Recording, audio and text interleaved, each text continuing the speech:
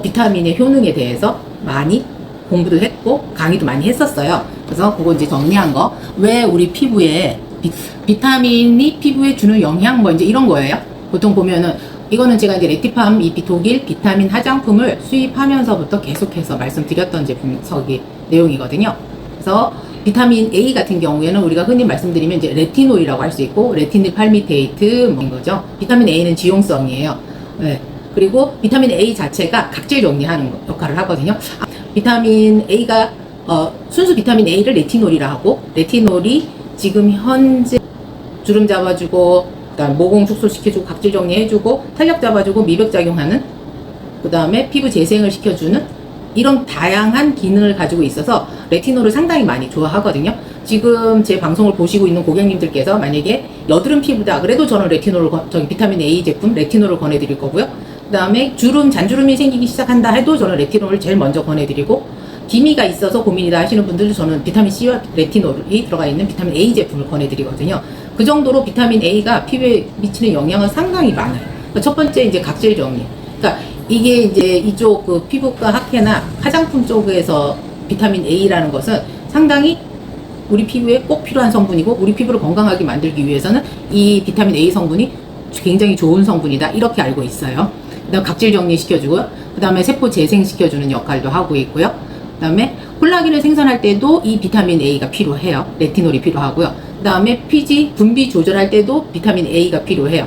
근데 문제는 뭐냐면 비타민 A의 그 레티놀 아니면 레틴산 같은 경우에는 화장품으로 만들 수 없고요. 한국이나 유럽 쪽에서는. 그래서 레틴산 성분 자체가 굉장히 좋은, 피부에 좋은 역할을 하나, 레틴산 같은 경우에는 그 부작용이 너무 심해서 의사 선생님들만 의약품으로만 사용하는 것이 레틴산이라고 보시면 되고, 그 밑에 단계로 레티놀이에요. 그래서 레티놀을 오랫동안 거의 한 1980년도부터 레티놀을 연구하기 시작했거든요. 레티놀이 모든 비타민 화장품이 그러죠. 모든 비타민 성분이 그래요. 그 빛에 약하고 빛, 열, 공기에 약해서 쉽게 산화돼요. 그걸 어떻게 보시면 과일, 특히 사과 있죠. 사과 우리가 깎아서 공기 중에 놔두면 어떻게 돼요? 갈색으로 변하죠. 그래서 우리가 갈변한다 그러잖아요. 산화됐다 이렇게 말씀을 하시잖아요. 비타민 똑같은 거예요. 비타민도 너무 쉽게 열, 공기, 그다음에 빛에 산화가 돼서 자기 비타민이 가지고 있는 고유의 그 효능이 파괴되기 때문에 화장품 성분으로 만들기 상당히 어려워요. 지금도 어렵고, 그 중에서 그래서 이제 대부분 보면 비타민 유도체를 사용한다 그러거든요. 그래서 레티닐 팔미테이트는 비타민 A의 유도체라고 보시면 돼요. 그러니까 대부분의 화장품에서는 레티닐 팔미테이트, 비타민 A의 유도체를 사용한다고 보시면 되고요. 그 다음에 레티놀은 순수 비타민 A이기는 하나, 이 레티놀이 어느 정도 안정화는 좀 기술력으로 많이 시켰어요. 전 세계적으로 그 화학자들이 고생을 좀 많이 했죠. 그래서 빛, 열, 그 다음에 공기에 그래도 노출이 된다 하더라도 산화가 쉽게 되지 않게끔 기술력으로 잘 보완을 했어요. 근데 이 레티놀은, 비타민 A 레티놀은 누가 발라도 부작용이 있어요. 여기서 부작용이라 하다 보면 가행 반응을 나타낸다, 이렇게 말씀드리는 게 더 정답인 것 같아요. 가행 반응을 나타낸다. 그러니까 비타민 A가 피부에 너무나 좋아서 많이 썼을 경우에 가행 반응이 나타나는데, 그것이 어떤 것이냐, 뽀르지가 한두 개씩 올라와. 저도 지금 어제 말고 그저께 발랐는데 코 여기 뽀르지가 2개 올라왔거든요. 이렇게 이제 피지 조절하는 데 있는 피지 분비가 많이 되는 그 부위에는 뽀르지가 많이 올라오고요. 볼 같은데 피부층이 얇은 곳 같은 경우에는 건조해지고, 그 다음에 약간 따끔따끔 거리면서 빨개지는 경우도 있어요. 그러면은 내가 레티놀, 비타민 A를 좀 많이 발랐다 싶어서 저 같은 경우는 하루 좀 쉬고 그 다음날 레티놀을 발라주거든요. 그래서 레티놀이 실질적으로 주름 케어 하는데, 그 다음에 콜라겐 생산하는데도 중요한 역할을 하기 때문에 마찬가지 비타민 A가 기능을 하고 있고요. 여드름 피부일수록 비타민 A 성분 레티놀을 발라서 피부 피지 조절을 해주면서 각질 탈락시키는 게 하는 것이 비타민 A라고 보시면 돼요. 그래서 굉장히 피부에는 좋은 역할도 하지만, 이 가행 반응으로 인해서 많은 분들이 거부감을 하지만 그 반응을 이기고, 가행 반응을 이기고 계속해서 꾸준히 발라주시면은 정말 동안 피부를 가질 수 있다고 보시면 돼요. 그 다음에 이제 비타민 B죠. 비타민 B는 저희가 여러 가지가 있어요. 비타민 B에 소속하는 것이 나이아신 아마이드. 이것이 비타민 B3와 유기화합물을 섞은 것이 나이아신 아마이드거든요. 요즘 나이아신 아마이드 하면 많은 분들이 아셔요. 왜냐면 워낙 나이아신 아마이드를 이용해서 미백 기능성 화장품이라고 허가받는 것이 나이아신 아마이드거든요. 그래서 이것도 비타민 B3예요. 그래서 나이아신 아마이드 같은 건 비타민 C 같은 경우에는 수용성이라서 물에 잘 녹아요. 파우더 형태로 있는데 물에 잘 녹아서 그 다음에 그 미백 작용하는데 그 멜라닌 공장에서 그 멜라닌을 만드는 그 세포 공장에서 멜라닌을 만들어서 각질 형성 세포로 옮기는데 이걸 차단시키는 것이 나이아신 아마이드거든요. 그래서 미백을 한다 하면은 나이아신 아마이드 성분이 들어가 있는 비타민 B3가 들어가 있는 그런 성분이 들어가 있는 화장품을 발라주시는 게 굉장히 좋아요. 그래서 비타민 B는 수용성인데다가 면역력 강화를 시키고 제가 또 제일 좋아하는 비타민 B5 판테놀이거든요. 판테놀은 연고로도 굉장히 많이 만들고 피부 장벽이 훼손됐을 때도 비타민 B5는 많이 바르죠, 그죠? 독일의 연고 중에서 우리가 알고 있는 비판텐 이것도 그 판테놀 성분이 함유가 많아서 이름을 그렇게 지은 걸로 저는 알고 있거든요. 그래서 그런 거 하고 피부 진정시키고 특히 비타민 B 같은 경우에는 지루성 피부, 지성 피부에서 피지는 많은데 건조한 수부지 피부 이런 피부한테 많이 필요한 것이 비타민 B라고 보시면 돼요. 그 다음에 여기 보시면은 붉음증 완화시키고 피지 분비를 억제시키고 상처 치유하고 이런 것들이 비타민 B거든요. 붉음증 완화는 열이 확 오르잖아요. 그러니까 우리가 여름철에 야외에서 활동하고 집에 들어오면 얼굴이 벌개지잖아요. 이때 비타민 B를 함유가 많이 들어가 있는 화장품을 발라주면 가장 좋은 건 그거죠. 알로에베라 젤에다가 판테놀 성분이 많이 섞여져 있는 그 젤 타입의 화장품을 바르고 있으면 빨리 열을 빼주는 역할을 하는 것이 바로 비타민 B라고 보시면 돼요. 그래서 비타민 B는 수용성이죠. 그죠? 우리가 알고 있는 것처럼 수용성이라서 에센스에 많이 함유해서 사용한다고 보시면 돼요. 그 다음에 이제 비타민 C. 비타민 C는 뭐 제가 말씀을 안 드려도 너무나 잘 아실 거예요. 비타민 C도 수용성이죠. 비타민 C도 마찬가지로 열, 빛, 그 다음에 공기에 굉장히 약하죠. 그러니까 사과에 들어가 있는 비타민 C 때문에 갈변이 쉽게 된다 이렇게 보시면 되거든요. 그래서 이 비타민 C도 순수 비타민 C를 화장품을 사용하기는 상당히 어렵고요.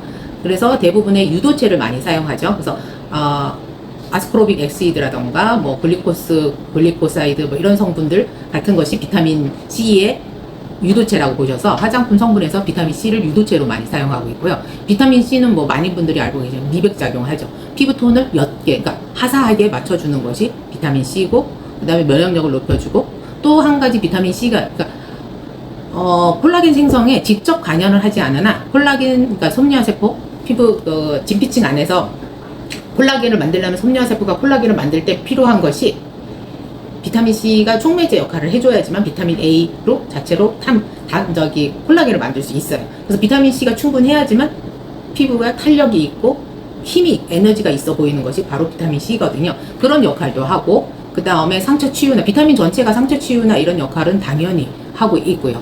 그 다음에 혈관을 강화시킨다는 것도 비타민 C가 하는 역할이라고 보시면 돼요. 그 다음에 이제 비타민 E. 비타민 E 같은 경우에는 지용성인 거죠. 비타민이 뭐 아몬드나 뭐 호두나 이런 쪽에 이제 많이 들어 있다고 함유되어 있다고들 아실 거예요. 그죠? 비타민 E 같은 경우에는 그래서 비타민 E도 오일류, 식물성 오일류에 많이 들어가 있다고 보시면 돼요. 이것도 그래서 지용성인 거고 그다음에 항산화 작용. 뭐 다른 비타민적 성분들도 항산화 작용을 하지만 이 비타민 E도 항산화 작용을 하는 거죠.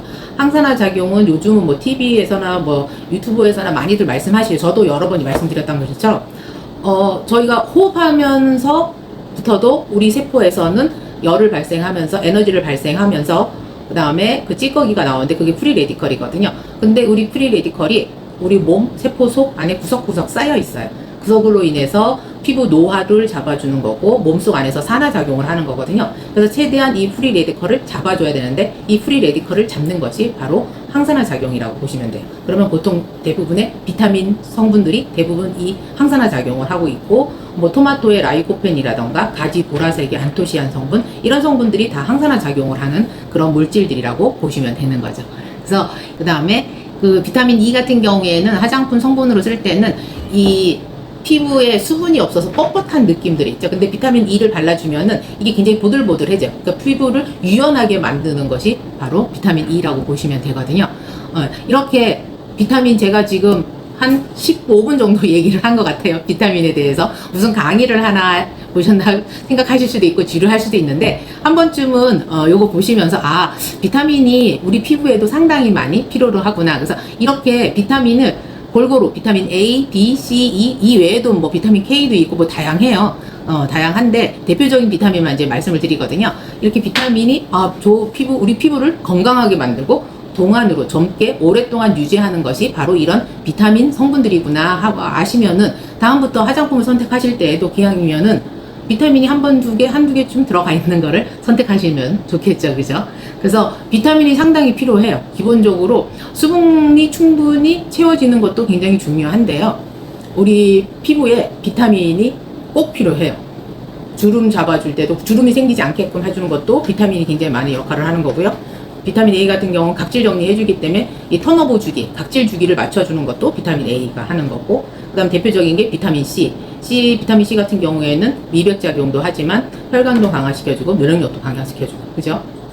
그래서 화장품으로 상당히 많이 사용하는 것들이 바로 이런 비타민 종류들이라고 보시면 돼요. 피부를 젊게 만들려고 그러면요, 지금 말씀드린 것처럼 비타민 A, B, C, E, 비타민이 많이 함유된 야채나 과일이나 많이 드시는 것도 굉장히 중요하고요. 그 다음에 피부에 바르는 것도 굉장히 중요해요. 그러니까 오랫동안 젊은 피부를 유지하기 위해서는 우리 피부 세포들이 살아갈 수 있게끔 비타민을 많이 먹어주고 그 다음에 발라주는 거죠.